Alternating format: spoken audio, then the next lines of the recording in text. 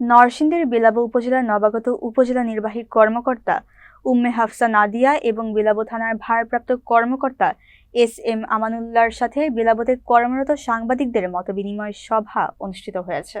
আজ বৃহস্পতিবার সকাল 10টায় উপজেলা পরিষদের হল রুমে এই মতবিনিময় সভা অনুষ্ঠিত হয়। সভার শুরুতেই বেলাব প্রেস ক্লাবের পক্ষ থেকে নবাগত ইউএনও ও ওসিকে ফুলের শুভেচ্ছা জানানো হয়। সভায় সভাপতিত্ব করেন মোহাম্মদ মোশাররফ হোসেন নীলু, পরিচালনা করেন আমিনুল হক। এছাড়া উপস্থিত ছিলেন উপজেলা সহকারী কমিশনার ভূমি আজিজ শারদাস জায়েদ, নরসিংদী জেলা বিএনপির সহ সাংগঠনিক সম্পাদক মোহাম্মদ কামাল হোসেন, নরসিংদী জেলা যুবদলের সহ সাংগঠনিক সম্পাদক মোহাম্মদ হারুনুর রশিদ, বেলাব প্রেস ক্লাবের সিনিয়র সহ সভাপতি মোহাম্মদ স্বপন মাহমুদ, সাবেক সভাপতি শেখ আব্দুল জলিল, অর্থ সম্পাদক আলমগীর পাঠান, সাহিত্য ও সাংস্কৃতিক সম্পাদক মোহাম্মদ রমজান আলী জুয়েল, দপ্তর সম্পাদক মোহাম্মদ আলী হোসেন, সদস্য দিদার হোসেন পিন্টু, রুমেও আফরাত রুবেল, মোহাম্মদ ইমদাদ হোসেন, মোহাম্মদ বাদল মিয়া, রেজাল আলম বিপ্লব, শফিকুল ইসলাম, ফয়সাল আহমেদ আবদুল্লাহ, শাহিনুর আক্তার, মোহাম্মদ হালিম মিয়া প্রমুখ। সভায় বক্তব্য রাখতে গিয়ে ওসি এস.এম. আমানুল্লাহ বলেন, বেলাববাসীর নিরাপত্তা ও শান্তি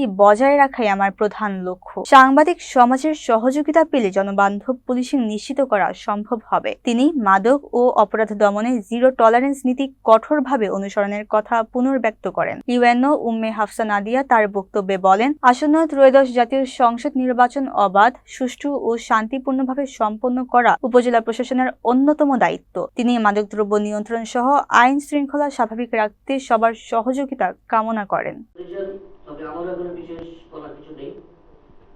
আমি এটা আপনাদের কাছে আশা করব যে অতীতে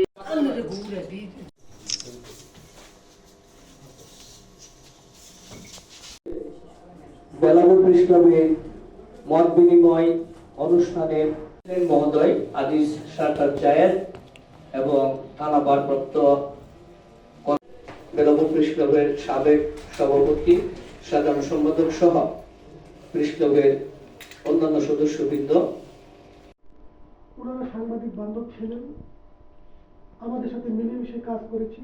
আপনারা যেন মন খুলে প্রাণ খুলে কাজ করতে পারেন, আমরা আপনাদেরকে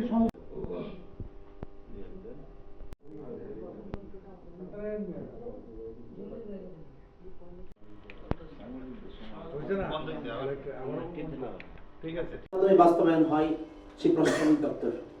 একটা উপজেলা সুগঠিত করতে আমাদের এই বেলাব উপজেলাটাকে একটি সুন্দর স্বচ্ছ একটি উপজেলা হিসাবে তো আমরা আজকে আপনাদের বন্ধুবর হালিম কর্মকর্তা উম্মে হাফসা নাদিয়া জনসম্পৃক্ত হয় এবং উৎসব মুখর হয়। এই ইলেকশনে কে কেন্দ্র করে কিন্তু সারা দেশব্যাপী প্রশাসনের একটা রদবদল হয়েছে। আমাদের প্রথম চ্যালেঞ্জ যেটা সামনে, যেটা হয়তো বিকল্প কোনো কিছু নেই।